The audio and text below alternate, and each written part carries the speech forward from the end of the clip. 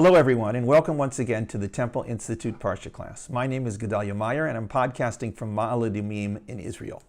Religion is one of the great unifiers of humanity.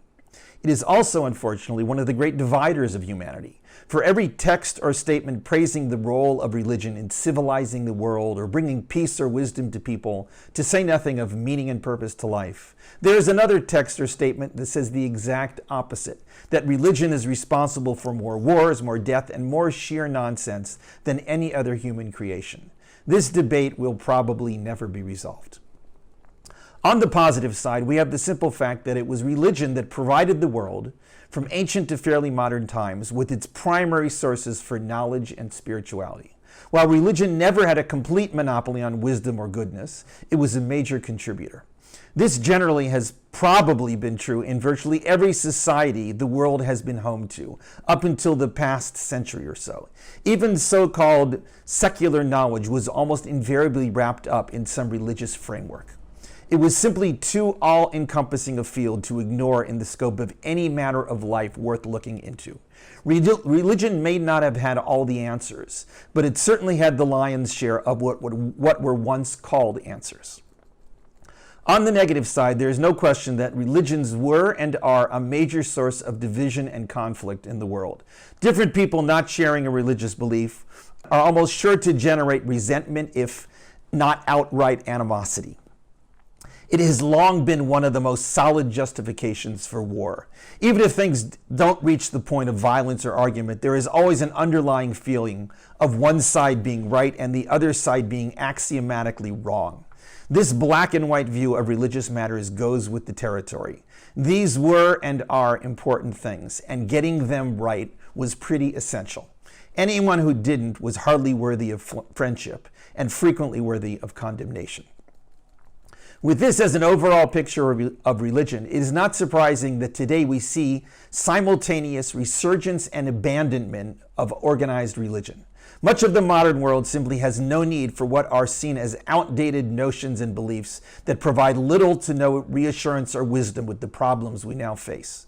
On the other hand, the superficiality and mechanical underpinnings of the modern world has been a great motivator for people to grasp even harder onto their religious beliefs, since everything else is so empty, at least on an ultimate scale.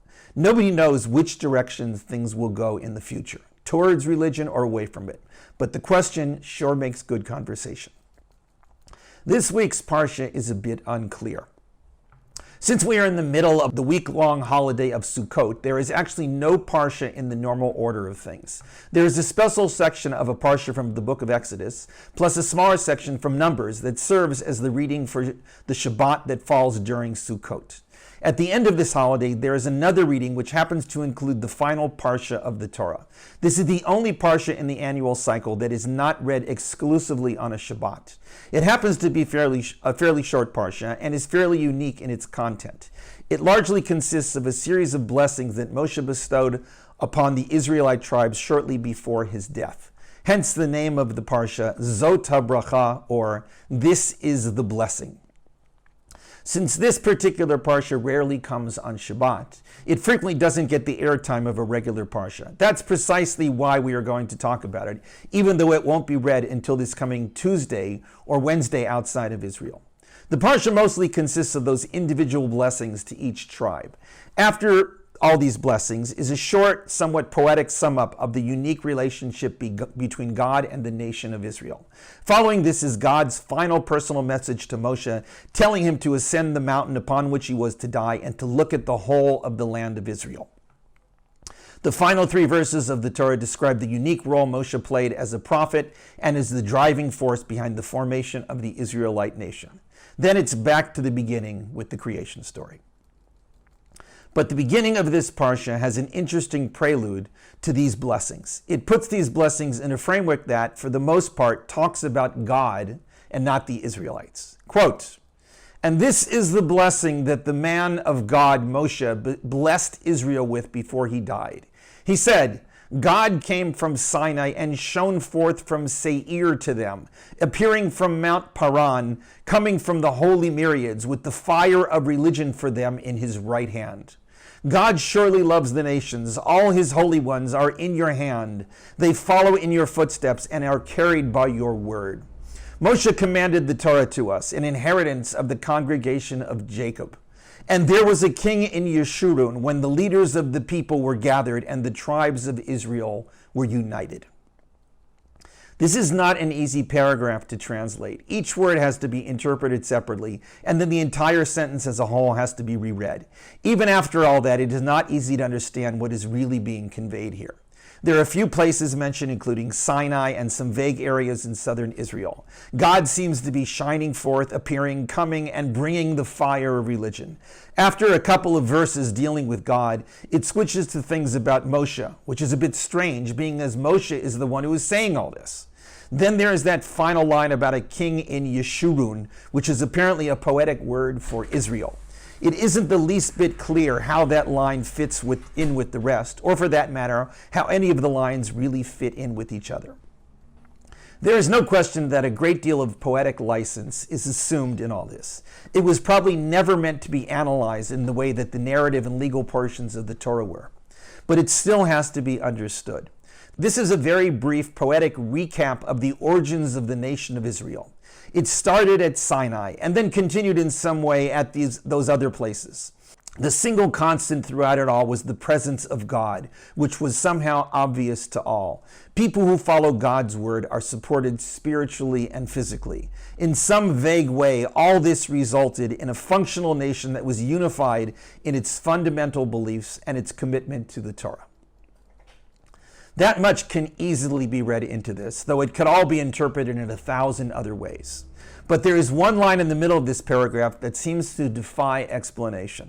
Quote, "Coming from the holy myriads with the fire of religion for them in his right hand." What on earth does that mean? Who are these holy myriads? What is this fire of religion that is in his right hand? It happens that this expression is particularly open to multiple interpretations. There is even a very ancient debate on whether the phrase fire of religion is made of one or two Hebrew words.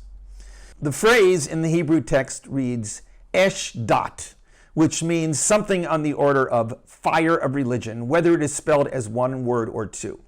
The word for religion could also be translated as law, but the word for fire is clear. The message here is something about describing religion or law as fire.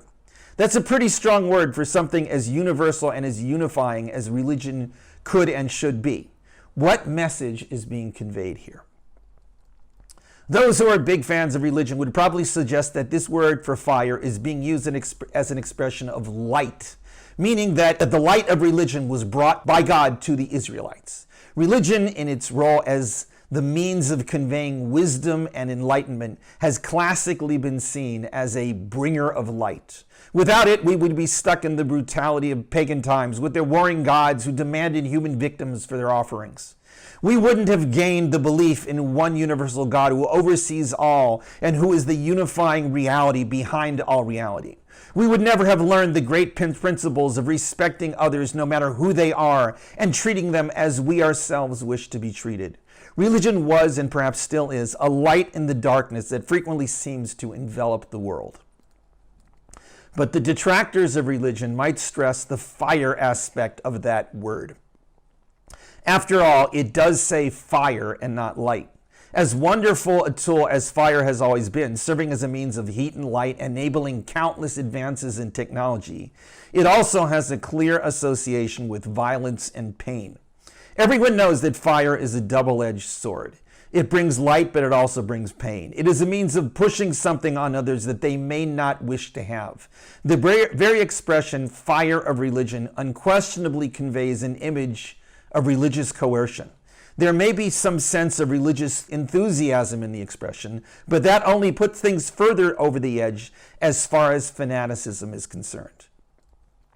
So we have this dual meaning in this single expression. Which one was the true intention? Perhaps the answer is that both were meant. If it were only the first, then the word light would have been more appropriate. If it were only the second, perhaps something on the order of sword would have worked. Fire conveys both meanings. This is what religion really is. It is both. It would be nice if we could all have wisdom and serenity and brotherhood of man and all that without any religious laws or texts being crammed down our throats. But as most people over a certain age gradually become aware, all too often this simply does not happen. All the well-meaning intention and ideology in the world goes out the window when conflicts come up, which they invariably do.